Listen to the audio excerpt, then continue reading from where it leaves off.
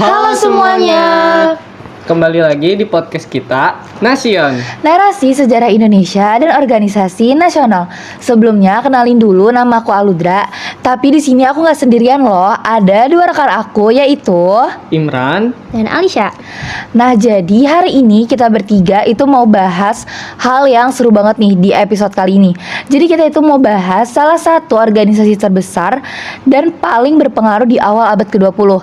Tapi ini ngomong-ngomong, kalau misalnya kita lagi ngebahas awal abad ke-20, berarti itu berhubungan banget sama yang namanya Organisasi Pergerakan Nasional. Nah, kira-kira Alisa tahu nggak nih, organisasi yang hari ini kita mau bahas itu apa? Organisasi Sarekat Islam. Atau biasanya disingkat SI. Buat kamu yang pernah dengar nama Sarekat Islam, mungkin tahu kalau organisasi ini berperan penting banget dalam pergerakan nasional Indonesia. Tapi, tahu nggak sih, awalnya Sarekat Islam itu bukan organisasi politik loh. Iya nih, banyak yang nggak tahu kalau SI itu dulunya cuman kumpulan pedagang batik muslim di Solo. Tapi siapa sangka, dari organisasi kecil itu justru lahir semangat besar untuk memperjuangkan kemerdekaan Indonesia. Nah, biar teman-teman gak bingung nih, kita bakalan bahas dari awal ya. Jadi, Sarekat Islam itu awalnya bernama Sarekat Dagang Islam atau SDI, yang didirikan di Solo pada tahun 1911 oleh Haji Samanhudin, seorang pedagang batik pribumi yang sukses dan disegani. Latar belakang berdirinya SDI nggak lepas dari kondisi sosial ekonomi saat itu. Pada masa penjajahan Belanda, pedagang pribumi sering kalah bersaing dengan pedagang Tionghoa dan Eropa yang lebih kuat secara modal dan jaringannya. Nah, disinilah SDI hadir. Tujuan utamanya adalah melindungi kepentingan pedagang pribumi, khususnya yang beragama Islam, agar bisa bertahan di tengah persaingan pedagang batik. Selain itu, SDI juga ingin mempererat persaudaraan antar pedagang muslim dan menumbuhkan semangat keislaman dalam dunia dagang. Nah, tapi seiring berjalannya waktu, SDI itu nggak cuma membahas soal dagang aja. Setelah Cokroaminoto bergabung di tahun 1912, berarti sekitar 1 tahun setelah SDI itu ada, arah organisasi ini tuh berubah drastis banget. Nah, betul banget tuh, di bawah kepemimpinan Cokroaminoto yang dikenal sebagai orator ulung dan pemimpin karismatik, SDI mulai memperluas pergerakannya. Tahun 1912, namanya resmi berubah menjadi Sarekat Islam atau SI. Perubahan nama ini punya makna yang besar loh. SDI bukan lagi hanya organisasi ekonomi, tapi berkembang jadi gerakan sosial, politik, dan keagamaan. Tujuannya kini untuk memajukan rakyat pribumi, memperjuangkan keadilan, dan melawan penindasan kolonial Belanda. Nah, perubahan arah itu bikin SI berkembang sangat cepat. Dalam waktu singkat, SI membuka cabang di berbagai daerah. Ada di Solo, Yogyakarta, Surabaya, Semarang, Bandung, Medan, hingga Kalimantan dan Sulawesi. Jumlah anggotanya pun meningkat pesat, bahkan pada puncaknya. Tahun 1916 sampai 1917, anggota SI mencapai sekitar 800.000 orang. Itu luar biasa banget di masa penjajahan. Dan menariknya, SI ini nggak cuma jadi organisasi politik loh, tapi juga jadi wadah rakyat kecil untuk bersuara. Mereka mulai sadar bahwa penjajahan Belanda telah menindas mereka selama berabad-abad. Cokroaminoto juga menekankan pentingnya persatuan umat Islam dan rasa nasionalisme. Beliau percaya kalau Islam bisa jadi kekuatan moral yang menyatukan rakyat melawan ketidakadilan. Sarekat Islam juga aktif dalam pendidikan dan sosial. Mereka mendirikan sekolah-sekolah Islam, koperasi, dan lembaga sosial untuk membantu masyarakat miskin. Tujuannya, biar rakyat nggak cuma cerdas secara agama, tapi juga kuat secara ekonomi dan sosial. Selain itu, SI juga sering mengadakan rapat akbar dan pidato-pidato yang membangkitkan semangat rakyat. Rakyat yang awalnya cuma takut sama pemerintah kolonial jadi mulai berani bersuara. Nah, baru deh teman-teman, di tahun 1916, Sarekat Islam itu mulai terjun ke dunia politik dengan ikut serta dalam Volksraad atau Dewan Rakyat bentukan Belanda. Walaupun kekuasaannya terbatas, tapi langkah itu menunjukkan bahwa SI mulai ingin mempengaruhi kebijakan kolonial dari dalam. Tapi di sisi lain, si SI juga sering mengkritik pemerintah Belanda secara terbuka.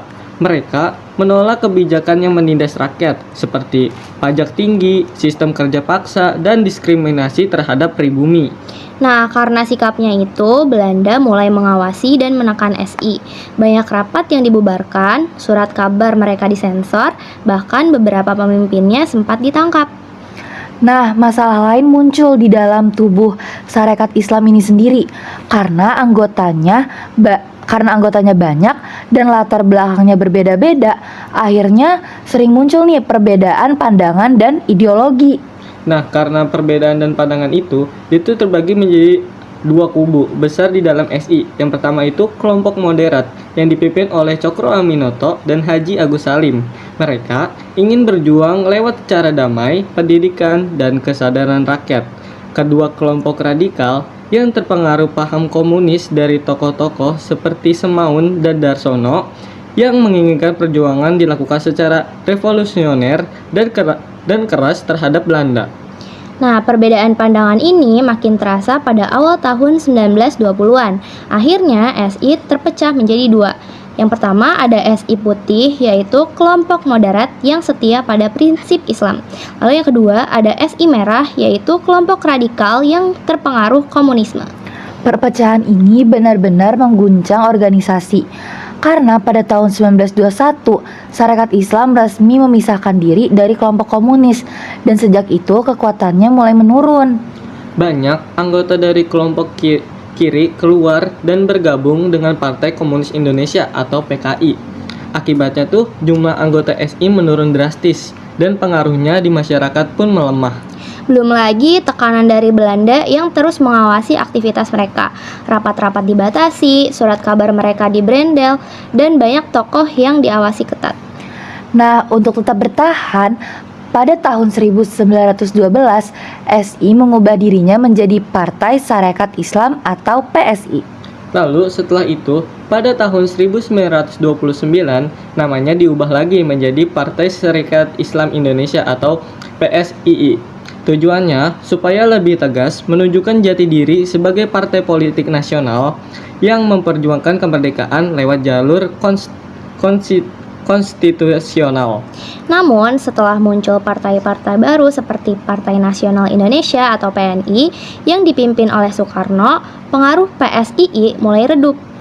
Banyak rakyat yang mulai beralih ke partai lain yang dianggap lebih berani dan progresif dalam menentang penjajahan. Selain itu, perbedaan internal, kurangnya koordinasi antar cabang, dan tekanan dari Belanda membuat PSII semakin sulit berkembang. Akhirnya, organisasi ini perlahan kehilangan pengaruhnya dan tidak sekuat dulu. Meskipun akhirnya melemah, Sarekat Islam tetap punya jasa besar banget nih dalam sejarah Islam di Indonesia. SI dianggap sebagai organisasi modern pertama di Indonesia yang benar-benar berhasil menggerakkan rakyat kecil dan menumbuhkan semangat nasionalisme serta kesadaran politik. Banyak tokoh besar lahir dari Sarekat Islam, terutama HOS Cokro Aminoto yang dikenal sebagai guru para pendiri bangsa. Murid-muridnya antara lain Soekarno, Semaun, dan Kartosuwiryo, tiga tokoh yang kelak punya peran besar di sejarah Indonesia. Dari SI, rakyat belajar bahwa kemerdekaan itu tidak bisa diberikan, tapi harus diperjuangkan bersama-sama. SI juga mengajarkan bahwa agama, persatuan, dan kesadaran rakyat bisa menjadi senjata melawan penjajahan. Jadi dari organisasi dagang sederhana, Sarekat Islam berhasil tumbuh menjadi gerakan besar yang menyalakan semangat kebangsaan di seluruh Indonesia. Meskipun akhirnya bubar, ide dan semangat Sarekat Islam tetap hidup dan menginspirasi perjuangan menuju kemerdekaan. Nah, itu dia kisah lengkap Sarekat Islam. Dari mulai berdirinya, perjuangannya, perpecahannya, hingga warisannya dibagi bangsa Indonesia. Semoga setelah dengerin podcast ini, kita jadi makin sadar betapa panjang perjuangan rakyat Indonesia buat merdeka. Dan jangan lupa, tanpa perjuangan mereka, mungkin Indonesia nggak akan bisa seperti sekarang. Terima kasih ya sudah mendengarkan podcast sejarah hari ini. Semoga bermanfaat bagi kalian yang mendengarkan.